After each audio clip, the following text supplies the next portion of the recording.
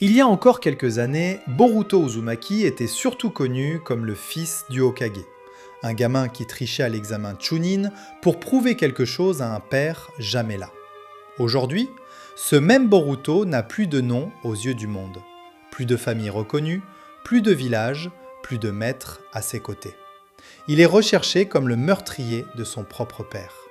Alors comment est-on passé du gosse arrogant qui trichait pendant un examen à ça ?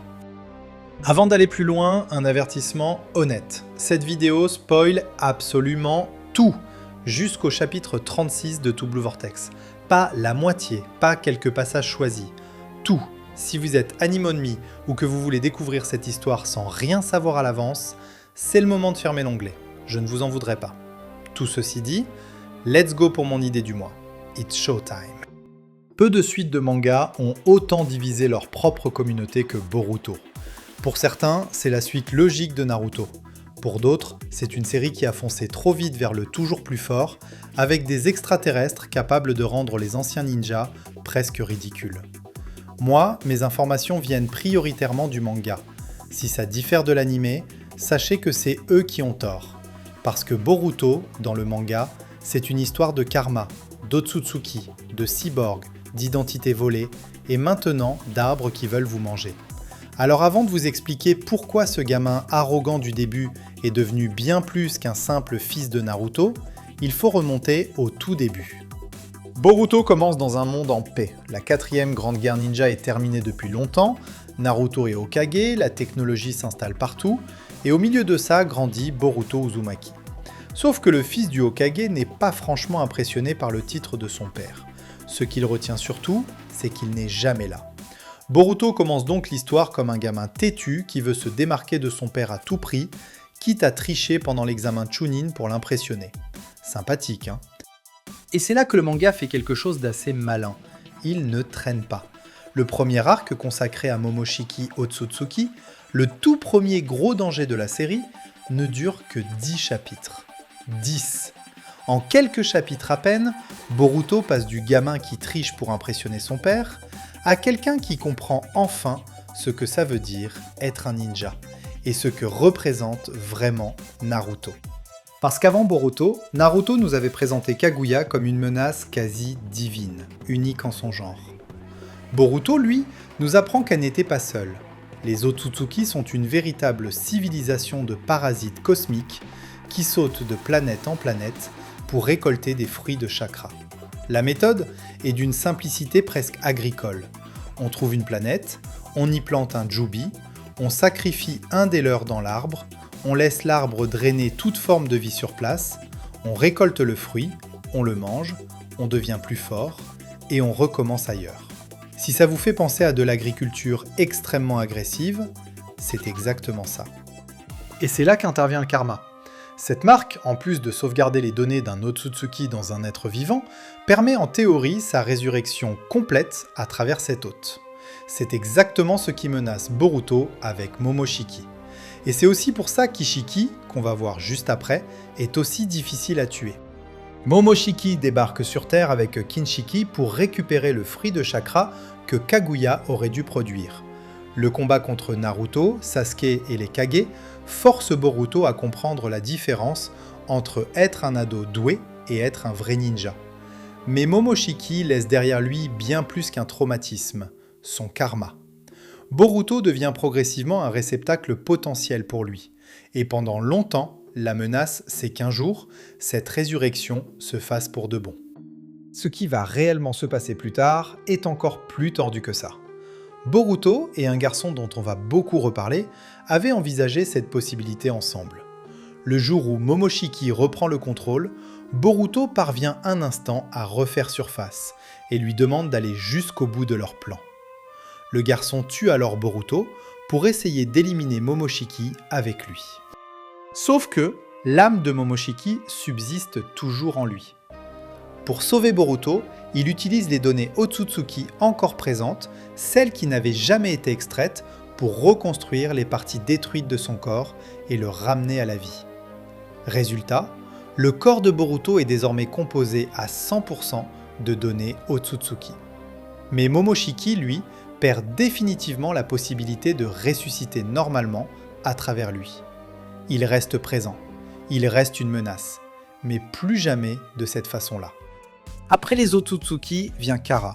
Si les Otsutsuki sont une menace cosmique, Kara c'est quelque chose de beaucoup plus humain. Une organisation clandestine qui veut exploiter leur pouvoir. À sa tête, Jigen, un homme qui n'est en réalité qu'une coquille. Gravement blessé par Kaguya, Ishiki Otsutsuki s'est réduit et caché dans son corps, le parasitant depuis l'intérieur. Plus tard, poussé à bout dans un combat contre Kashin-Koji, Ishiki finit par ressusciter complètement à travers Jigen. Mais le corps de Jigen ne tient pas le choc. Ce réceptacle imparfait ne peut pas supporter durablement toute la puissance d'Ishiki. D'où l'urgence pour Ishiki de mettre la main sur un réceptacle réellement compatible. Et c'est là qu'entre en scène le garçon dont je vous parlais tout à l'heure, Kawaki. Grâce à Kara et aux recherches d'Amado, Ishiki croit enfin tenir son réceptacle parfait. Delta, cyborg créé par Amado, lié à ses tentatives de recréer sa fille disparue, Akebi. Boro, un corps quasiment increvable et une régénération qui rend chaque combat interminable, chargé de garder Naruto une fois celui-ci scellé. Code, disciple fanatique d'Ishiki, porteur du White Karma et de son héritage, capable de se déplacer via des marques noires. Et puis il y a Kashin-Koji, le clone de... Allez, je vous laisse deviner, le clone de Jiraiya, créé par Amado pour combattre Ishiki. Et non, ce n'est pas juste un clin d'œil sympa à Naruto, il va devenir l'un des personnages les plus importants de tout Blue Vortex. Et puis Amado, le genre de personnage qui a toujours 3 plans, 2 plans de secours et probablement un 4e caché dans sa manche. Le combat contre Ishiki devient le vrai tournant de la série.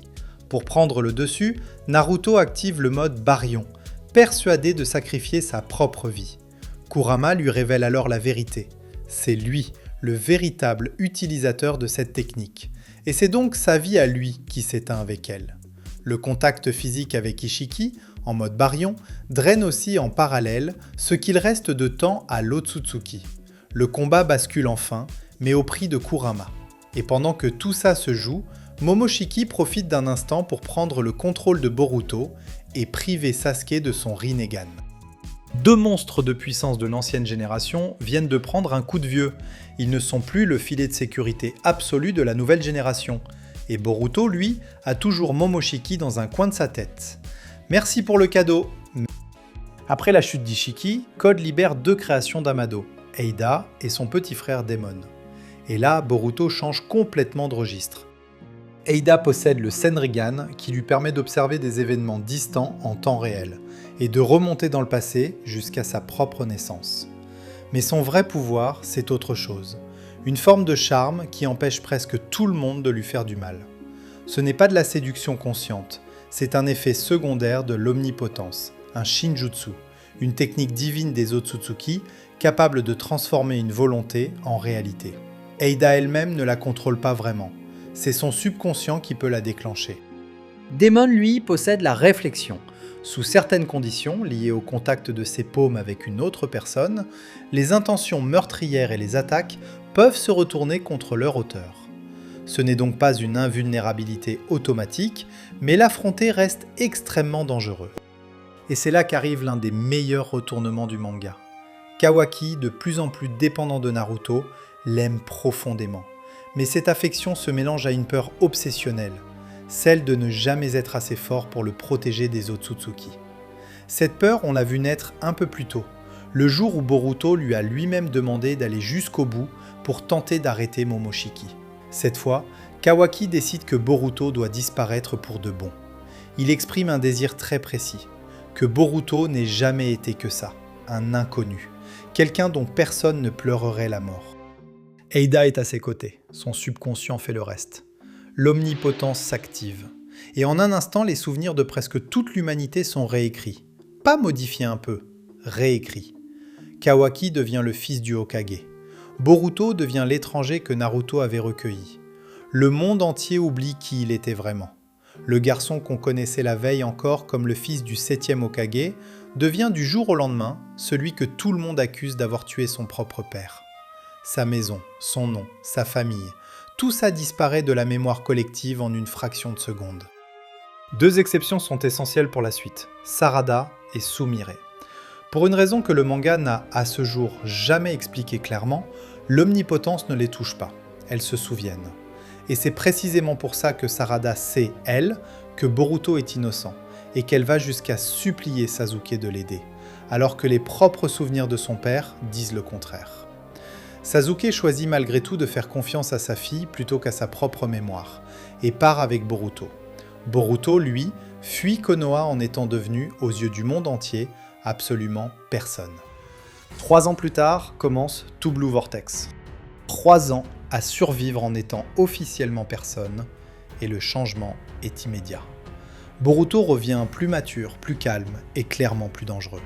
Il a voyagé avec Sasuke, qui l'a entraîné au sabre et au ninjutsu.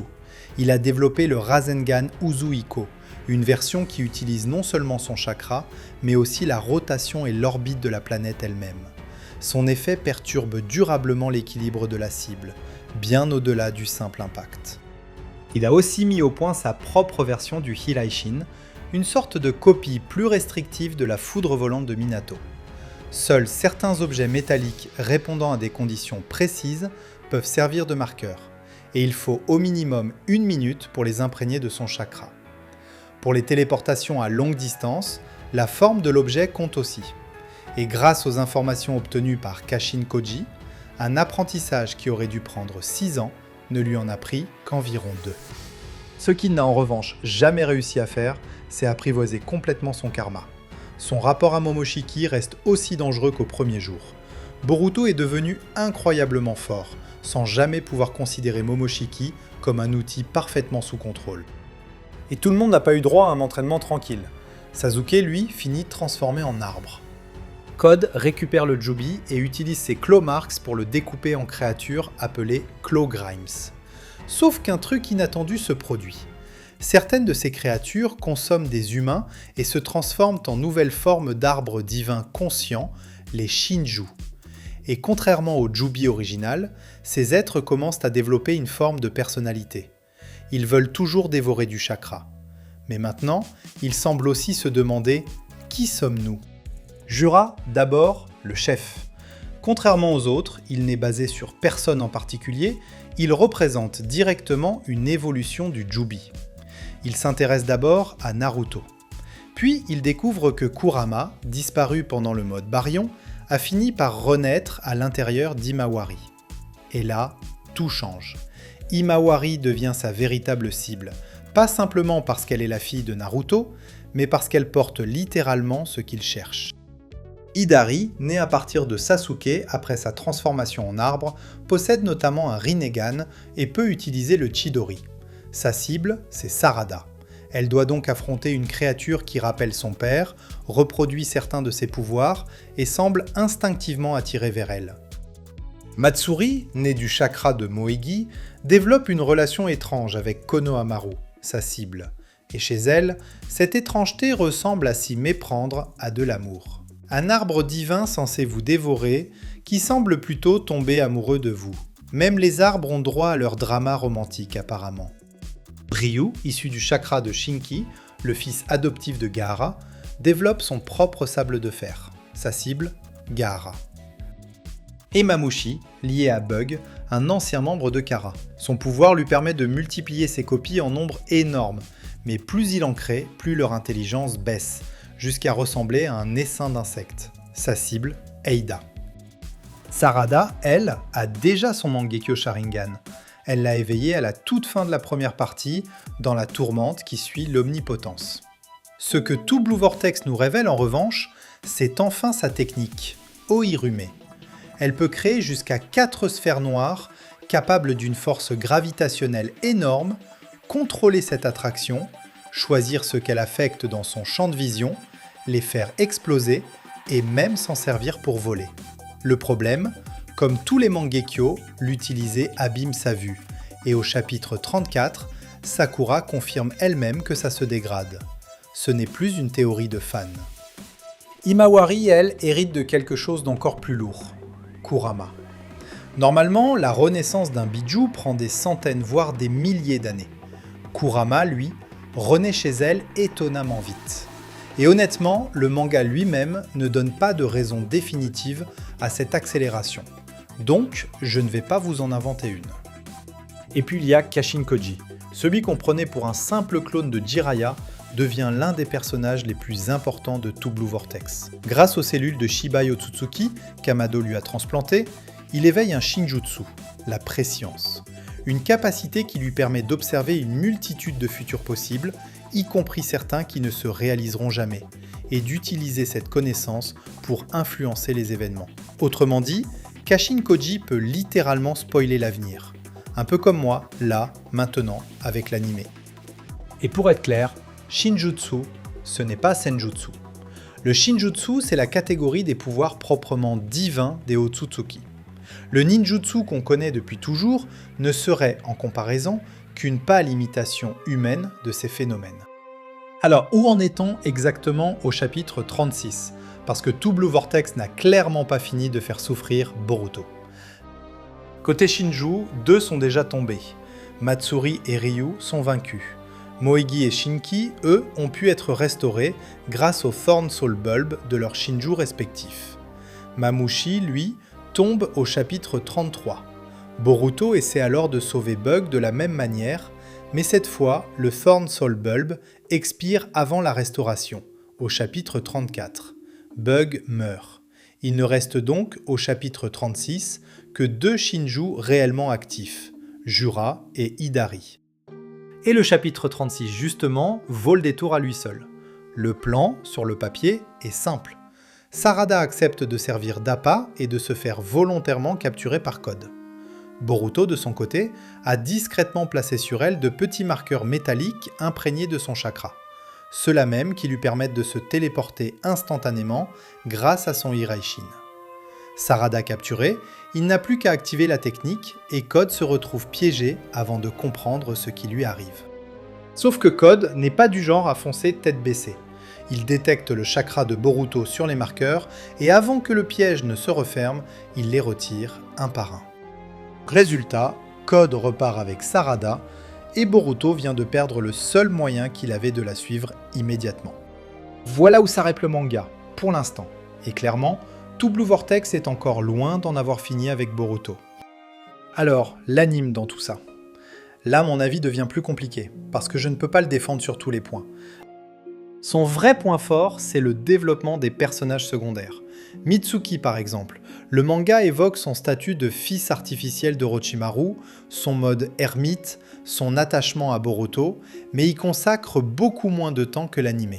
L'anime, lui, prend le temps de creuser sa relation avec Orochimaru, sa recherche d'identité, ses liens avec Boruto et Sarada. Pareil pour les enfants d'Ino, Shikamaru et Shoji, ou pour Konohamaru. Le problème, c'est que pour chaque bon développement, il faut souvent traverser des kilomètres de filler. Et le vrai problème de l'anime, honnêtement, c'est Boruto lui-même. Dans le manga, il peut être agaçant au début, arrogant, gâté, mais ça va vite, 10 chapitres, et l'électrochoc Momoshiki arrive. L'anime, lui, peut étirer cette phase sur beaucoup plus longtemps. Et à force de le voir faire des trucs fatigants pendant des dizaines d'épisodes, on comprend pourquoi certains spectateurs ont lâché l'affaire. Moi le premier. Je voulais atteindre le fameux arc du voyage dans le temps. J'ai repris l'anime vers l'épisode 120. J'ai abandonné au 121. Oui, je n'avais même pas encore atteint le voyage dans le temps. Alors respect à ceux qui ont regardé les 293 épisodes. Vous êtes les vrais héros de cette histoire. Ceci dit, tout n'est pas à jeter dans le contenu original. L'arc de Mitsuki en est la preuve. Là où ça devient dispensable, c'est quand l'histoire part complètement à l'écart de l'intrigue principale, l'arc du voyage dans le passé par exemple, où Boruto et Sasuke croisent un jeune Naruto et Jiraiya. Sympa par moments, mais totalement détaché de la progression du manga. Même chose pour le fameux Jogan. L'anime montre et développe clairement ce pouvoir oculaire, alors que le manga l'explore encore beaucoup moins à ce stade. Donc, manga ou anime ? Si vous voulez l'histoire, allez droit au manga. Il ne traîne pas, il développe vite, et son rythme rend l'évolution de Boruto beaucoup plus lisible. Si vous aimez les personnages secondaires et que vous avez du temps, piochez plutôt les arcs centrés sur Mitsuki, Iwabe, Sarada ou Konohamaru, sans vous forcer à tout regarder. Parce que non, tout regarder n'est pas une obligation. Boruto, au final, n'est pas Naruto 2.0. Et c'est précisément ça qui le rend intéressant. Cette série commence avec un gamin qui refuse d'être défini comme le fils de Naruto. Elle continue, aujourd'hui encore, en lui arrachant littéralement cette identité. Son nom, sa famille reconnue, son village. Sasuke comme compagnon de route, sa place dans sa propre famille. Mais il continue d'agir comme Boruto Uzumaki. Pas comme Naruto, pas comme Kawaki, comme lui-même. Et pendant ce temps, le monde autour de lui n'arrête pas d'évoluer. Code poursuit la volonté d'Ishiki.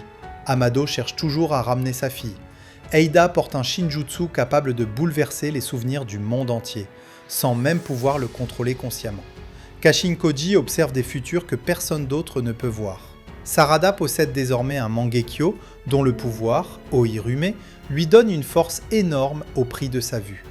Kurama renaît en Himawari à une vitesse anormale, sans qu'on sache encore précisément pourquoi. Et il reste encore 2 arbres divins, conscients, en train d'apprendre ce que signifie ressentir quelque chose pour un humain. Alors la question, à ce stade, n'est plus vraiment « est-ce que Boruto deviendra comme son père ?» Elle est plutôt « jusqu'où devra-t-il aller pour sauver un monde qui ne se souvient même plus de qui il est ?» Et vous, manga ou animé? Est-ce que vous aviez lâché Boruto en cours de route? Et est-ce que tout Blue Vortex vous donnerait envie d'y retourner? Dites-le moi en commentaire.